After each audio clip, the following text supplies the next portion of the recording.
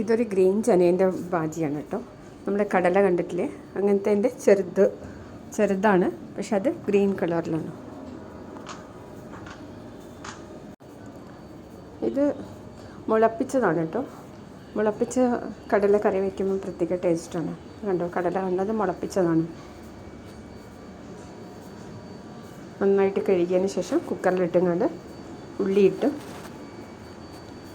പിന്നെ വെളുത്തുള്ളി ഇട്ട്, ഉപ്പ് പാകത്തിലിട്ട്, അത് കഴിഞ്ഞിട്ട് മഞ്ഞൾപ്പൊടി ഇട്ടും കൊണ്ട് അതിന് കുക്കറിൽ വേവിക്കാൻ വയ്ക്കാം.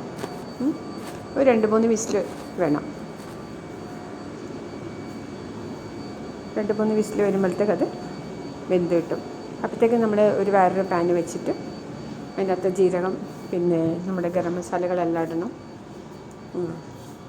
എല്ലാം ഇട്ട് മല്ലിപ്പൊടി, പിന്നെ ഞാൻ പറഞ്ഞില്ലേ കല മസാലപ്പൊടി എന്ന് പറഞ്ഞിട്ടില്ലേ, അത്, മുളക് പൊടി, ഇതെല്ലാം കൂടെ ഒന്ന് വഴറ്റണം. നന്നായിട്ട് ചൂടാക്കിയിട്ട് വഴറ്റണം.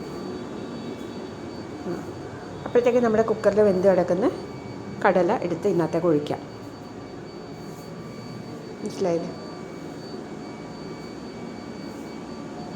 നല്ല ടേസ്റ്റാണ് ഇങ്ങനെ കറി വെച്ചാൽ. നമ്മൾ കടലക്കറിയൊക്കെ വയ്ക്കുന്നില്ലേ, അതിൻ്റെ ടേസ്റ്റ് കിട്ടും. നല്ലോണം വേവണം കടല.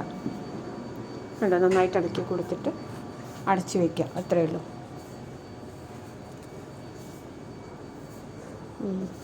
നന്നായിട്ട് വെന്തുണ്ടത്. പിന്നെ നന്നായിട്ട് അടച്ച് വെച്ച് വെന്ത് കഴിഞ്ഞതിന് ശേഷം നമ്മൾ മല്ലിച്ചപ്പ്, പിന്നെ കറിവേപ്പില എല്ലാം ഇടുക. ഇത് സെർവ് ചെയ്തോളൂ. നമ്മളിഷ്ടം പോലെ. നല്ല ടേസ്റ്റാണ്. ചപ്പാത്തിക്ക് പറ്റും, ചോറിനും പറ്റും, കുഴപ്പമൊന്നുമില്ല. നല്ല ടേസ്റ്റ് ഉണ്ടാവും. എല്ലാവരും ഉണ്ടാക്കി നോക്കിയോ.